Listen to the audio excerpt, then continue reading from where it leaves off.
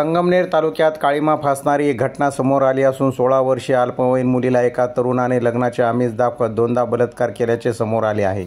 या प्रकरणी तालुका पोलिसांनी आरोपी आदित्य अर्जुन शेटेच्या विरोधात पोस्को कायद्याअंतर्गत गुन्हा दाखल केला आहे। याबाबत पोलिसांकडून मिळालेल्या माहितीनुसार सदर पीडित मुलगी एका महाविद्यालयात शिक्षण घेत आहे।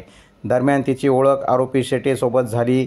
आरोपीने तिच्यासोबत प्रेमसंबंध स्थापित करत लग्नाचे आमिष दाखवून पीडित मुलीला स्वतःच्या घरी बोलावले। 5 डिसेंबर 2024 ते 15 एप्रिल 2025 या कालावधीत आरोपीने पीडित मुलीवर अत्याचार केला। या घटनेची माहिती मुलीच्या पालकांना समजल्यानंतर तिने आरोपीसोबत लग्नाचे नियोजन करत असल्याचे सांगितले। 3 जून 2025 रोजी आरोपीने पीडित मुलीच्या वडिलांना फोन करून लग्न करण्यास भाग पाडल्यास आत्महत्या करण्याची धमकी दिली।